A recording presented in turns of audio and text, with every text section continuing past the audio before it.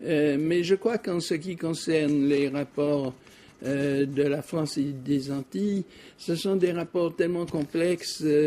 L'histoire des Antilles par rapport à la France a toujours été une histoire de révolte et de rébellion extrêmement explosive, suivie de longues périodes de calme plat. Et il semble que ce soit ce qui se soit passé depuis l'année dernière. Il y a eu une explosion remarquable, extraordinaire. Une grève de 44 jours. Et pas seulement parce qu'il y a eu une grève de 44 jours, mais parce que aussi cette grève de 44 jours intéressait davantage que des profits matériels, intéressait une sorte de sentiment de la dignité, de la responsabilité des populations.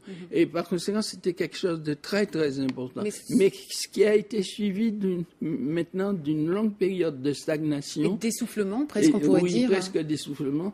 Et ça, c'est conforme à l'histoire des Antilles. Ça vous déçoit pas, cet essoufflement, justement? Ça ne me déçoit pas. Ça fait des siècles que nous sommes essoufflés. Non, ça ne me déçoit pas, mais je pense que il faudra bien qu'un jour une explosion soit suivie d'un retournement fertile de la terre. Est-ce que ça veut dire l'indépendance? Parce que je rappelle que dans les années 60, vous étiez clairement en faveur de l'indépendance, et je rappelle même que vous avez été interdit de séjour dans votre île natale pour séparatisme pendant un moment donné. Aujourd'hui, je suis toujours indépendantiste, mais la question a changé. L'indépendance, ce n'est plus seulement une question de statut. L'indépendance, c'est surtout une question de maîtrise de sa propre pensée.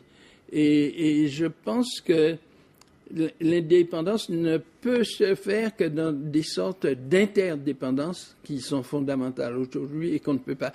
Le rhizome, c'est l'interdépendance. Il n'y a plus de racine unique. Et par conséquent, le sens même du mot indépendance a changé. Donc une indépendance, une recherche de dignité, pas forcément une indépendance politique, en fait. L'indépendance statutaire...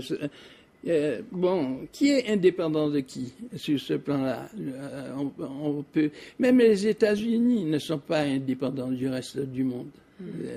Donc, il faut voir que l'indépendance, c'est la possibilité d'exercer la pensée collective et individuelle qu'on a et qu'il ne faut pas la soumettre à quelque force ou à quelque obligation que ce soit extérieure.